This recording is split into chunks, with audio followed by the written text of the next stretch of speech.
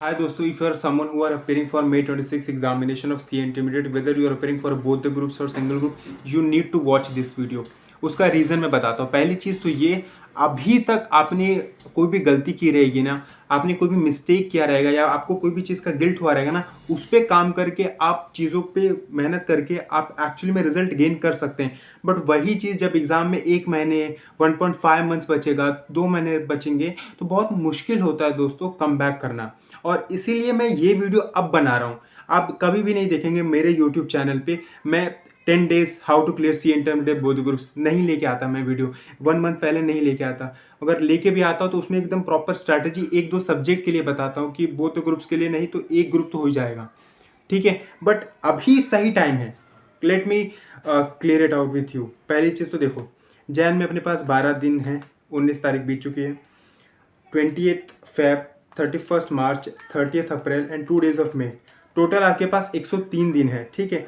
103 divide by 6, 17 days पर subject. वह 103 divide by 3, 34 days पर subject. If you are appearing for both the groups तो आपके पास 17 दिन है एक सब्जेक्ट को प्रिपेयर करने के लिए। अगर आप सिंगल ग्रुप के लिए प्रिपेयर कर रहे हैं तो आपके पास 17 डेज हैं।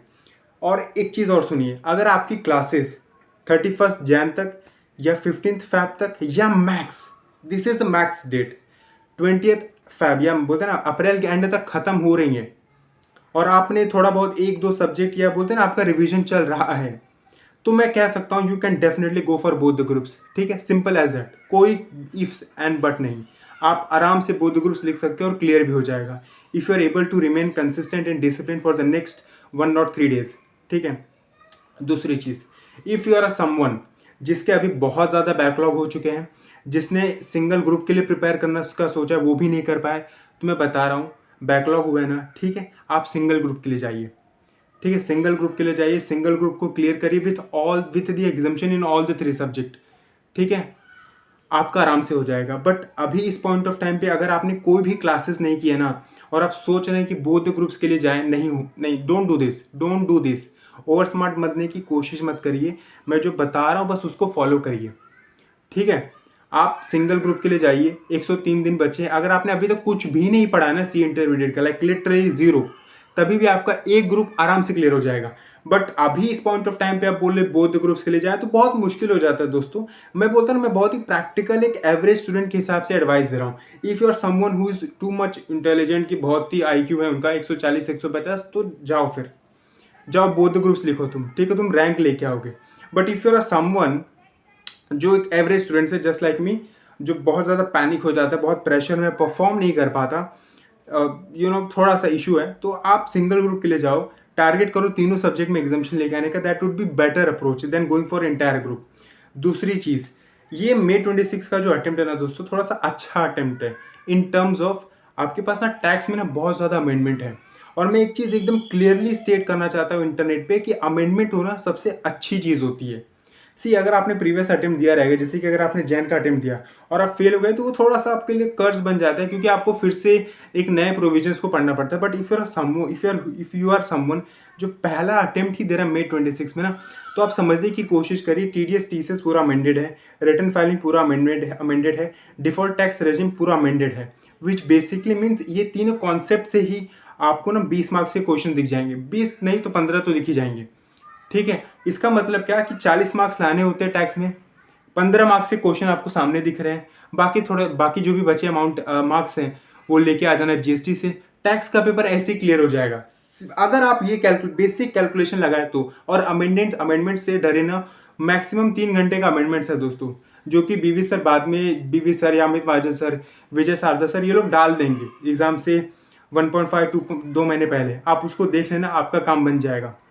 उसके बाद अब बात करते हैं। देखो, अभी मोस्ट इम्पॉर्टेंट चीज़ ये है ना दोस्तों, ये वीडियो के थ्रू मैं ये बताना चाहता हूँ कि अभी से कंसिस्टेंट रहेंगे, अभी से डिसिप्लिन रहेंगे और अपने मन की बात को छोड़ के बस ये इस चीज़ पे ध्यान देंगे कि मैं daily 8 hours, if you are appearing for a single group 8 hours a day, and if you are appearing for both the groups so 10 hours a day. इतना अगर आप डेली बेसिस पे पढ़ पा रहे हैं ना, आप इवेंचुअली एग्जाम क्लियर कर लेंगे। But if you are someone जो कि अभी पढ़ेगा नहीं ना, तो लास्ट में आपके ऊपर बहुत प्रेशर आएगा, फिर eventually you will not be able to perform well. जो कि बोलते हैं ना, अगर आपका पोटेंशियल है कि आप बोथ सिंगल ग्रुप के लिए अपेयर करें और तीनों सब्जेक्ट में एग्जामिनेशन लेके आए, तो आपका पोटेंशियल शिफ्ट हो जाएगा कि बस भगवान पास करा दो यार कैसे भी। तो मैं वो नहीं चाहता, मैं वो नहीं चाहता कि आप एग्जाम से 1 महीने पहले 2 महीने पहले स्ट्रैटेजी वीडियो ढूंढें यूट्यूब पे कि कैसे क्लियर किया जाए May 26 का एग्जाम फर्स्ट अटेम्प्ट में in just 45 days. That's just difficult to do it. ठीक है, बहुत कम लोग उतने कम टाइम में अच्छे से पढ़ के इवेंचुअली एग्जाम क्लियर करते हैं। You and me are not like them. हमें एकदम प्रॉपर टाइम चाहिए, हमें चीज़ों को समझने के लिए भी टाइम लगता है। इसलिए कह रहा हूँ अभी से ट्रैक पे आ जाओ।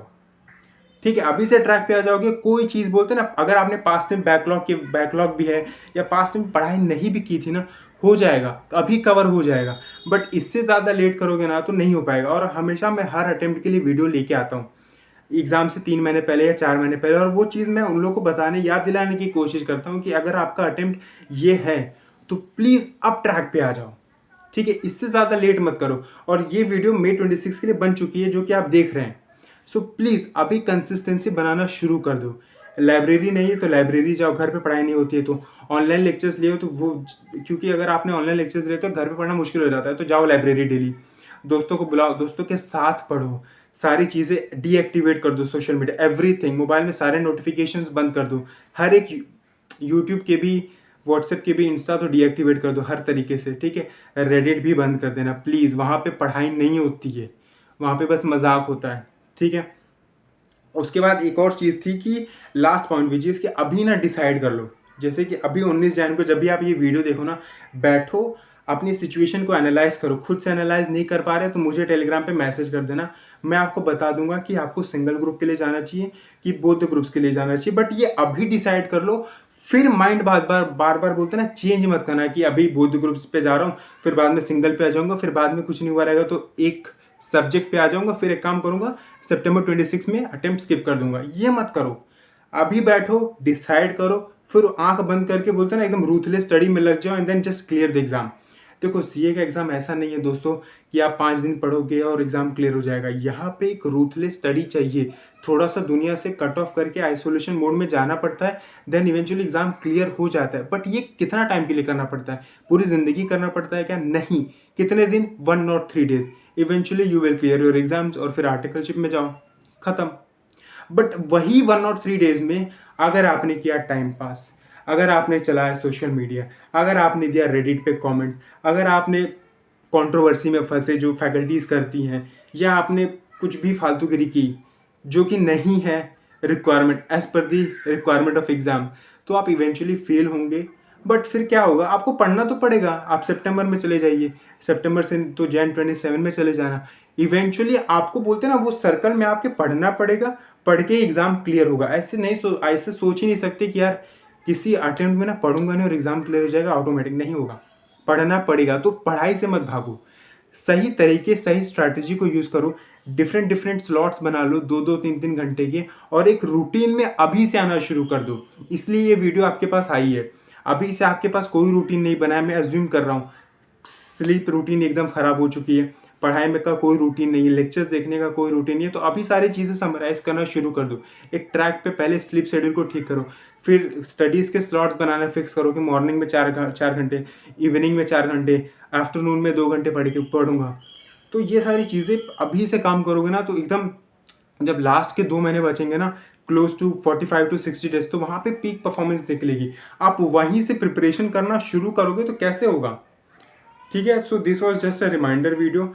आई होप सो आपको समझ में आया हो इस वीडियो का मैसेज, और एनी डाउट होगा आपको तो आप प्लीज़ टेलीग्राम पे मैसेज कर सकते हैं। Thank you so much for watching till the end, and please channel को सब्सक्राइब करके रखना। Thank you so much, bye.